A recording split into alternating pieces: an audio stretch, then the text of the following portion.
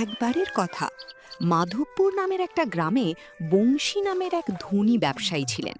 বংশী ব্যবসায়ীর কাছে গ্রামের অর্ধেকের বেশি জমি ছিল। ওর দুইটা ছেলে আর স্ত্রী তুলসী সঙ্গে থাকতো। দুই ভাই শহরে পড়তে যেত। বংশী ছিলেন খুব কৃপণ লোক। একদিন, এই শুনছো, আজ কি খাবে?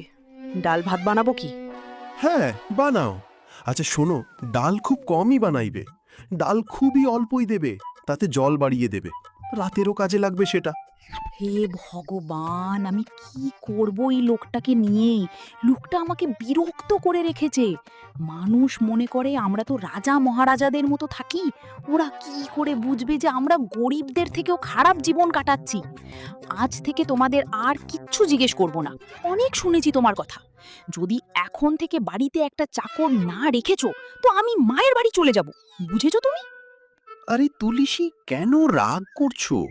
দেখো, যদি আমরা একজন চাকর রাখি, তাকে তো বেতন দিতে হবে। এখন বলো, ওই টাকাটা অন্য কাউকে দেওয়ার চেয়ে আমরা খেতেও তো পারি ওই টাকাতে। তুমি কোন খাবারের কথা বলছো? যে ডালে খানিক জল বাড়িয়ে দেবো যাতে রাত্রিও চলে যায়? নাকি একদিন দোকান থেকে লুচি এবং সবজি নিয়ে এসেছিলে, বলেছিলে যে এটাই খেয়ে নি যাতে রাতের খাবারটা বেঁচে যায়? আমি বলে দিচ্ছি, তুমি যদি ঘরে একটা চাকর না রাখো এবং তোমার এই অভ্যাস না বদলাও, তো আমি আমার ভাই লাল সিংকে ডেকে দেব। ও একমাত্র তোমাকে শোধরাতে পারবে। আরে তুলসী, রেগে যাচ্ছ কেন? চাকরের কেন দরকার? ওই বসন্তকে দিয়েই তো কাজ করিয়ে নেওয়া হবে। হে ভগবান, ওই বিচারির ওপর একটু দয়া করো। একে তো তুমি ওকে সময় মতো বেতন দাও না, তার উপর আবার ওকে দিয়ে বাড়ির কাজও করাতে চাও। একটু তো লজ্জা করো। আরে কিসের লজ্জা? আমি তোর মালিক। আমি যা চাই ওকে দিয়ে সেই কাজই করাতে পারি। কালুকে পাঠিয়ে দেব, ওকে সব কাজ বুঝিয়ে দিও। ঠিক আছে? ঠিক আছে, কাল থেকে পাঠিয়ে দিও। আর দোকানটা তখন কিভাবে সামলাবে? আরে সেটা আমি দেখে নেব। পরের দিন বংশী তার দোকানে কাজ করা বসন্তকে নিজের বাড়িতে ডেকে নিল। হ্যাঁ শেঠজি, বলুন, কোনো কাজ ছিল? হ্যাঁ, আজ থেকে তুই বাড়ির কাজে একটু সাহায্য করবি, বুঝেছিস? কিন্তু শেঠজি, তাহলে দোকানে কে কাজ করবি?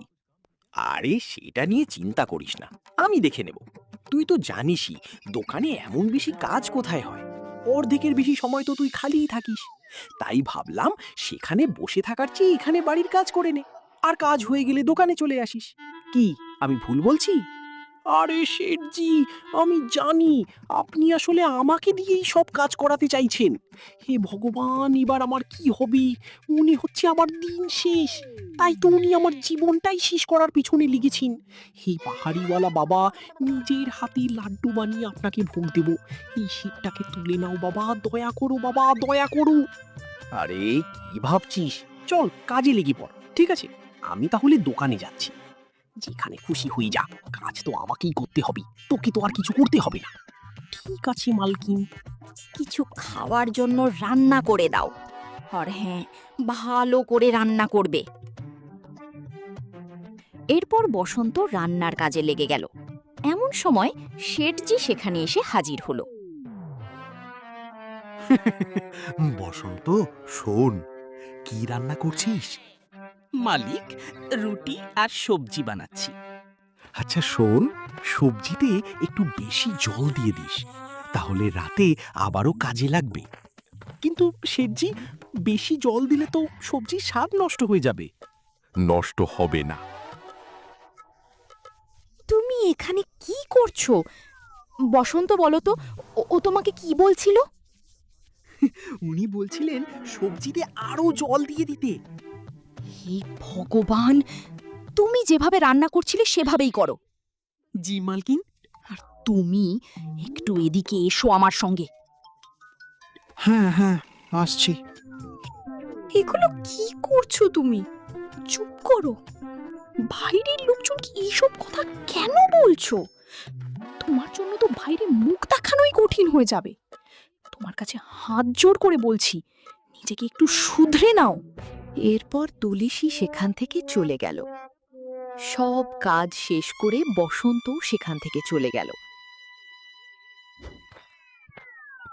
বাড়ি ফিরে বসন্ত তার স্ত্রীকে সব ঘটনা খুলে বলল। এ কি বলছো তুমি?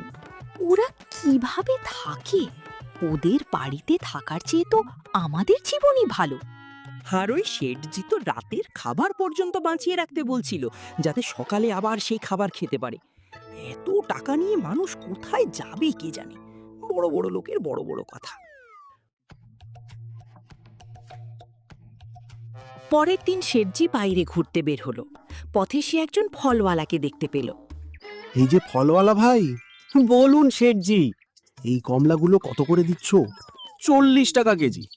এত দাম? কি বলছেন শেঠজি, মজা করছেন নাকি? আপনি তো গ্রামের সবচেয়ে ধনী মানুষ, আর 40 টাকা কেজিকে দামি বলছেন? তো কি হয়েছে? আমি ধনী বলে আমার সুযোগ নেবে? আমি সব বুঝি, আমাদের মতো ধনী লোকদের কাছ থেকে বেশি দাম নেবে। 10 টাকার জিনিস 40 টাকায় বিক্রি করছো? কি বলছেন এসব শেঠজি? 10 টাকার দিন শেষ, নিতে হলে নিন, না হলে যেতে দিন।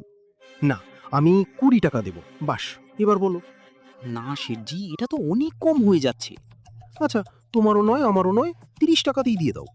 ই আবার কেমন কথা হলো? তোমারও নয় আমারও নয়, দিতে হলে 25 টাকায় দাও। তুমি তো সোজা 40 টাকা বলছো।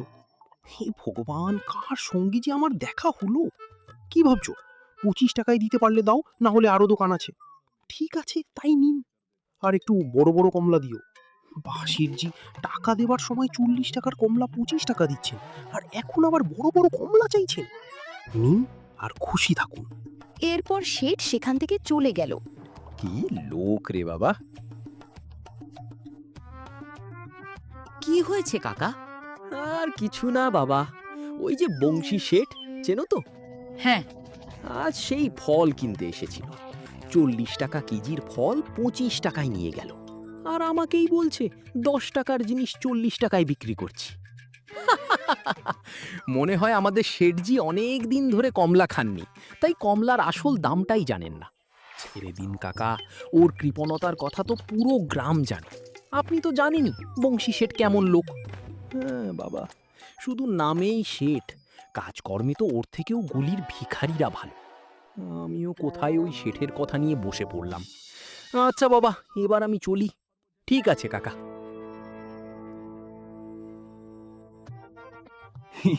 ওই দেখ, গব্বরু আসছে।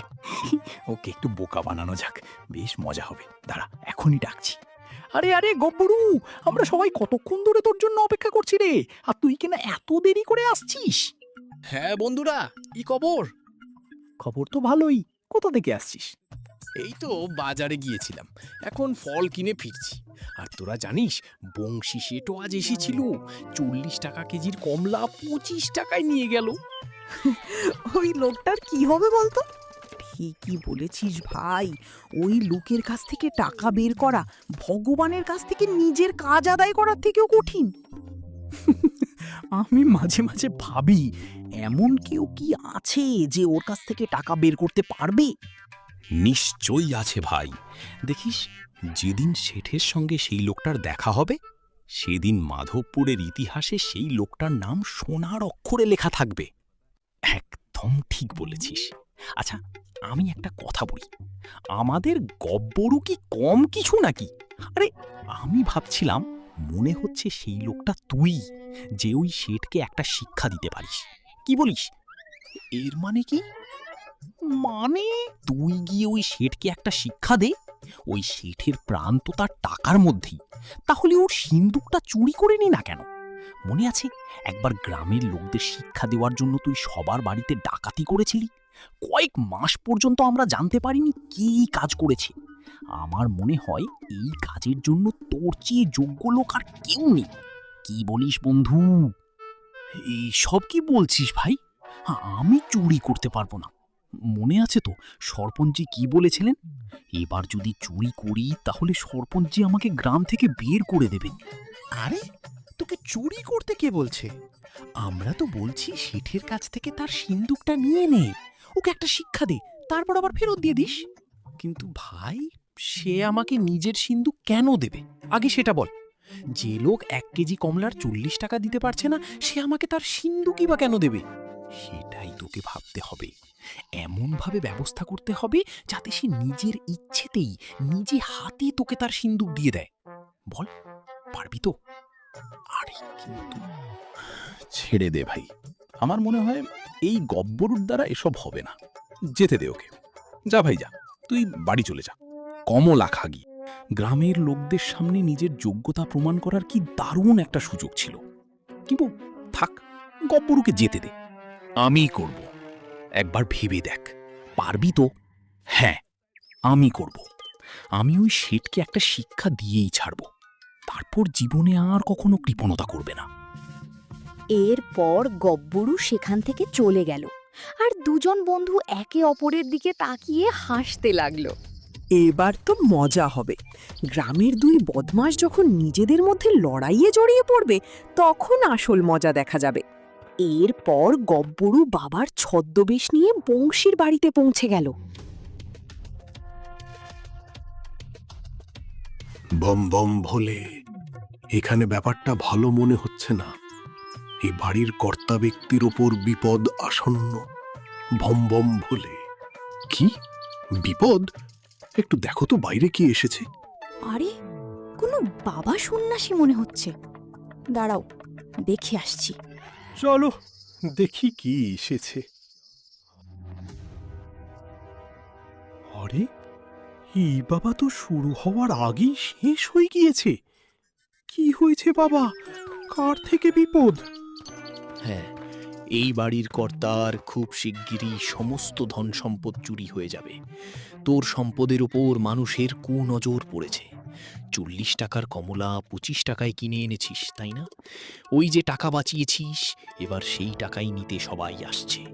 বম বম ভোলে। উনি কি করে জানলেন যে আমি 40 টাকার কমলা 25 টাকায় কিনেছি?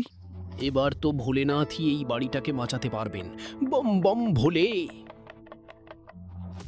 দাঁড়ান বাবা, আমি এই বাড়ির কর্তা। আপনি বললেন আমার ধন চুরি হয়ে যাবে? হ্যাঁ, আজ থেকে 4 দিন পর তোর বাড়িতে কয়েকজন চোর চুরি করতে আসবে। তবে সেটা কেবল শুরু। এরপর পুরো সমাজ জেনে যাবে তুই কোথায় কত টাকা লুকিয়ে রেখেছ। এবার আমি চলি, তোকে সতর্ক করা আমার কর্তব্য ছিল। বম বম ভোলে। আমি আমার সব ধন সম্পত্তি লুকিয়ে ফেলবো। হ্যাঁ। এরপর শেঠ তার সমস্ত ধন সম্পদ লুকিয়ে ফেলল। তারপর টানা 3 দিন 3 রাত সে ঠিকমতো ঘুমোতে পারল না। ভয় আর চিন্তায় সারাক্ষণ ডুবে রইল। চতুর্থ দিন দরজা জানালা সব বন্ধ করে ক্লান্তির কারণে সে ঘুমিয়ে পড়ল। হঠাৎ মাঝরাতে কয়েকজন লোক তার বাড়িতে চুরি করতে এলো।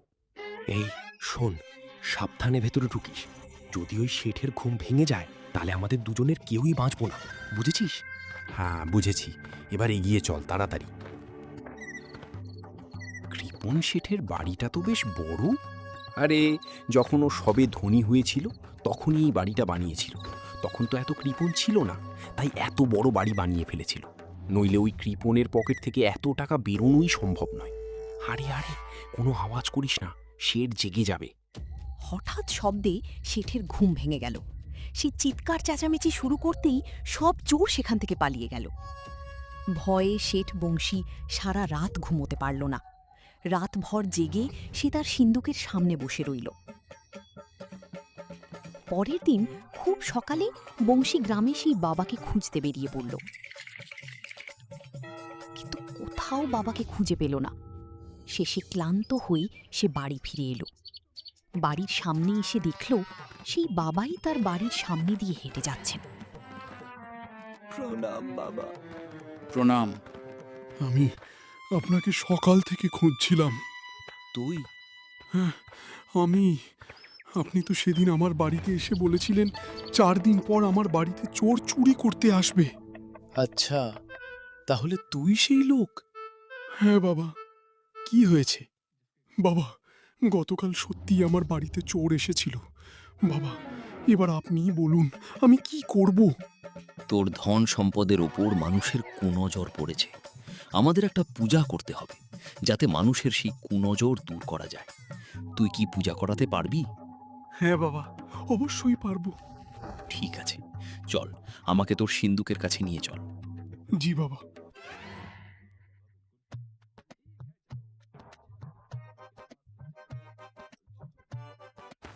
বাবা, আমার সমস্ত ধন সম্পদ এই সিন্ধুকেই থাকে। আমাকে একটু দেখতে দে, দেখি এর মধ্যে কতগুলো অশুভ শক্তি কুণ্ডলি পাকিয়ে বসে আছে। অসম্ভব, এখন তোর ধন সম্পদ বাঁচানো আর সম্ভব নয়। এই ধনের কথা ভুলে যা। এই সম্পদের পেছনে শুধু মানুষই নয়, প্রেতাত্মারাও লেগে আছে। হর হর ভুলে। বাবা, কিছু একটা করুন, আপনার কাছে হাত জোড় করে অনুরোধ করছি। ঠিক আছে, এই জায়গাটা অশুভ শক্তিতে ভরে গেছে। এই সিন্দুক যতক্ষণ এখানে থাকবে ততই তোর ক্ষতি হবে। তাহলে আপনি বলুন বাবা, আমরা কি করব? এটাকে এখান থেকে সরাতে হবে। গ্রামের পিছনে একটা মন্দির আছে। অশুভ শক্তির হাত থেকে রক্ষা করার জন্য মন্দিরের চেয়ে পবিত্র জায়গা আর কিছু নেই। আমি সেখানে সিন্দুকের পাহারা দেব, যাতে কোনো অশুভ শক্তি এর কোনো ক্ষতি করতে না পারে। এই কাজটা কতদিনের মধ্যে হয়ে যাবে? এই কাজটা 2 দিনের মধ্যে হয়ে যাবে। 2 দিন পর তুই ওখানেই আমার সঙ্গে দেখা করিস। ঠিক আছে বাবা।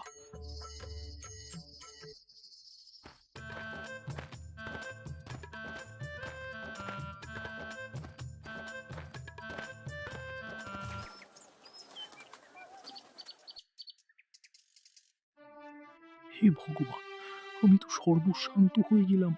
আমার সমস্ত ধন সম্পদ চুরি হয়ে গেল। এখন আমি কিভাবে কারো সামনে মুখ দেখাবো?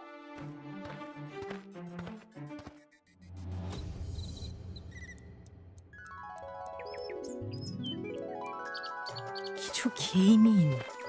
না, আমার খেতে ইচ্ছে করছে না। তুমি যাও, গিয়ে ঘুমিয়ে পড়ো। হে ভগবান, আমি ওনারই অবস্থা আর দেখতে পারছি না। দয়া করে আপনি ওনাকে সুস্থ করে দিন ভগবান।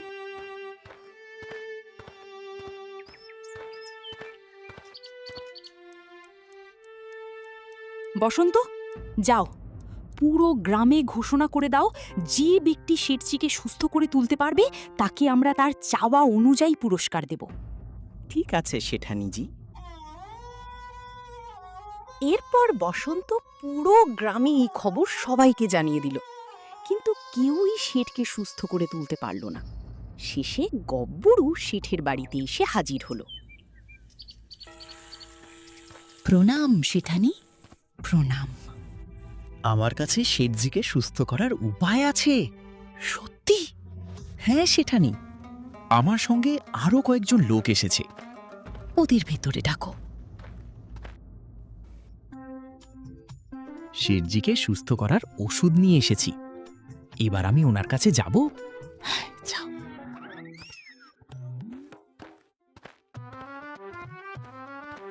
শেঠজি, আমি জানি আপনার ধন সম্পদ চলে যাওয়ায় আপনি খুব কষ্টে আছেন, কিন্তু আমি আপনার সেই ধন সম্পদ ফিরিয়ে আনতে পারি। সত্যি আমার ধন সম্পদ ফিরে আসবে? হ্যাঁ, তবে আপনার ধন সম্পদ তখনই ফিরে পাবেন যখন আপনি মন থেকে ভগবানের কাছে নিজের ভুলের জন্য ক্ষমা চাইবেন। শেঠজি, নিজের সম্পদ রক্ষা করা ভালো কথা, কিন্তু অন্য মানুষকে কষ্ট দেওয়া ভুল। তাই যতক্ষণ না আপনি নিজের ভুলের জন্য সত্যি অনুতপ্ত হচ্ছেন, ততক্ষণ আপনার ধন সম্পদ আপনি ফিরে পাবেন না।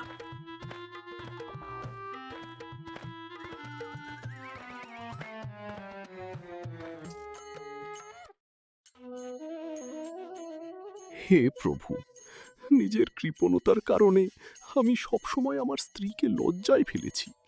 মানুষের কাছ থেকে কম দামি জিনিস কিনেছি, কিন্তু আজ যখন নিজের ধন সম্পদ হারিয়েছি তখন বুঝতে পারছি অন্যদের কেমন লাগে। আমি আমার সব ভুলের জন্য আপনার কাছে ক্ষমা চাইছি। শেঠজি, চমৎকার ঘটনা ঘটেছে। মনে হচ্ছে ভোলেনাথ আপনার প্রার্থনা শুনেছেন। এই দেখুন, এই সিন্দুকটা এখানে হঠাৎ করে এসে পড়েছে। দেখুন এর মধ্যে কি আছে। হে প্রভু, তোমাকে অসংখ্য ধন্যবাদ। আমার ধন সম্পদ ফিরে এসেছে। তোমাকে অনেক অনেক ধন্যবাদ। তোমার জন্যই আমার ধন সম্পদ ফিরে পেলাম। দেখুন শেঠজি, যেভাবে আপনার ধন ফিরে এসেছে সেভাবেই আবার চলে যাবে যদি আপনি নিজের কৃপণতার অভ্যাস না ছাড়েন। আজ থেকে আমি আর কখনো কৃপণতা করব না, কথা দিলাম। আপনি তাহলে সুস্থ হয়ে গেছেন? দেখো, আমার সমস্ত ধন সম্পদ ফিরে এসেছে। বলো, তোমার কি চাই? গব্বরু, বলো তোমার কি চাই? এখন যদি এখানে একটা কাজের ব্যবস্থা হয়ে যেত তাহলে খুব উপকার হতো। আজ থেকে তুমি আমাদের সমস্ত ধন সম্পদের হিসাব রাখবে এবং তার পুরো হিসাবপত্রের দায়িত্ব তোমার থাকবে। জি, ধন্যবাদ মালকিন। শুনছেন, আপনার কৃপণতার অভ্যাসও তো ঠিক হয়ে গেছে, আর এখন আপনার শরীরও ভালো হয়ে গেছে। চলুন না, 11 জন পণ্ডিতকে খাওয়াই। আরে তুলসী, 11 জন পণ্ডিতকে খাওয়ালে কি লাভ? আমি তো এখন সুস্থ হয়ে গেছি। যদি আমি সুস্থ না হতাম আর তখন তুমি পণ্ডিতদের খাওয়াতে, তাহলে বুঝতাম তুমি আমার সুস্থতার জন্য মানত করে তাদের খাওয়াচ্ছ। হে ভগবান, এই মানুষটাকে নিয়ে আমি কি করি? আমি ভেবেছিলাম আপনি সত্যিই শুধরে গেছেন, কিন্তু আপনার অবস্থা তো কুকুরের লেজের থেকেও খারাপ। আজ সারাদিন না খেয়ে থাকুন, আপনাকে আজ কোনো খাবার দেওয়া হবে না। না,